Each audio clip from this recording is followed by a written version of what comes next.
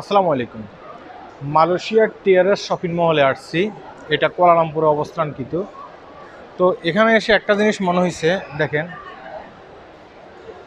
মানুষগুলো এখানে বসে আছে সারি সারি, আপনারা দেখতেছেন। কিছু মানুষ লিফট দিয়ে যাচ্ছে আর কিছু মানুষ নিচে বসে আছে। হ্যাঁ, এই যে এখানে সারি সারি বসে আছে। আপনার কাছে প্রথমবারের মতো এখানে আসলে মনে হতেই পারে পৃথিবীতে মনে হয় যে একমাত্র ব্যক্তি আমি অসুখী, আর পৃথিবীর সমস্ত মানুষ সুখী। তারা বিভিন্ন শপিং মলে আসে, আসার পরে দেখা গেছে কি বড় বড় রেস্টুরেন্টগুলোতে তারা খাবার খায়। হ্যাঁ, না জানি প্রতি মাসে কত লক্ষ টাকা তারা ইনকাম করে। কিন্তু আপনার কাছে মনে হতেই পারে এই বিষয়টা। আপনাদেরকে দেখাবো, কাজ করতেছেন আজকে? হ্যাঁ, আচ্ছা, আমি এখানে আসছি, আসার পরে কিছু কথা বলতেছি, এই কারণে একজন বাংলাদেশি ভাইয়ের সাথে দেখা হয়েছে। আপনি কি এখানে কাজ করতেছেন? হ্যাঁ হ্যাঁ, কাজ করতেছি। কত বছর কাজ করেন এখানে? আজকে 3 বছর। 3 বছর এখানে কাজ করেন আপনি। আজকে ঈদের দিন ছুটি নেই? ছুটি নাই, শুধু লোকাল স্টাফ যারা ওদের ছুটি আছে আর কি। ফরেনার স্টাফের ছুটি নেই। ফরেনার স্টাফের ছুটি নেই, যারা লোকাল তাদের ছুটি আছে।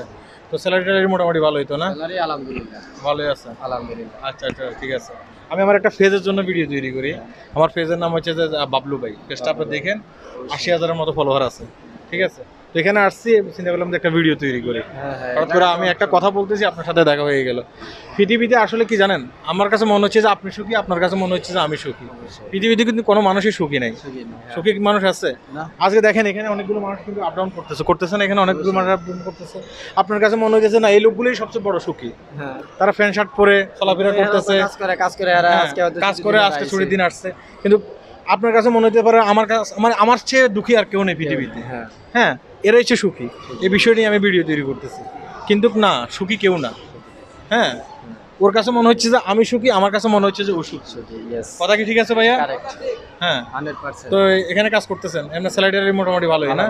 আচ্ছা, দোয়া করবেন আর আমার ফেসবুক ফলো করেন। ফেসবুক পেজ বাবলু ভাই লিখলে চলে আসবে।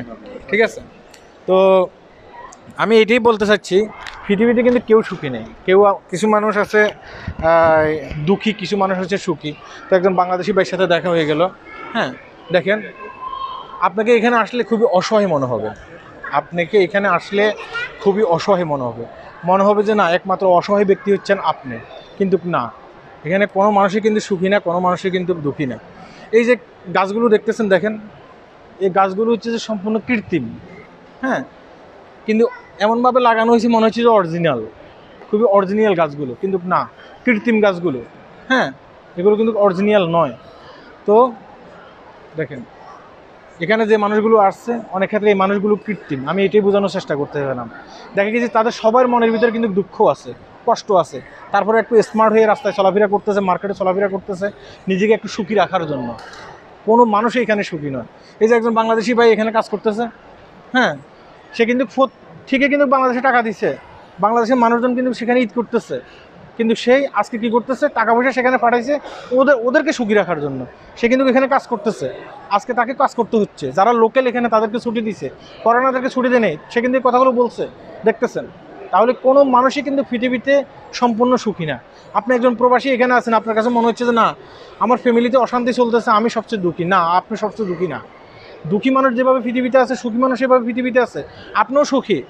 তাই কোনো একটা পদক্ষেপ নেওয়ার আগে চিন্তা করবেন, বারবার চিন্তা করবেন, আমি যে একটা পদক্ষেপ নিচ্ছি সেটা কতটুকু কার্যকর হচ্ছে, এই পদক্ষেপটাই নাও আমার জন্য শুভনীয় কিনা, চিন্তা ভাবনা করে একটা পদক্ষেপ নেবেন।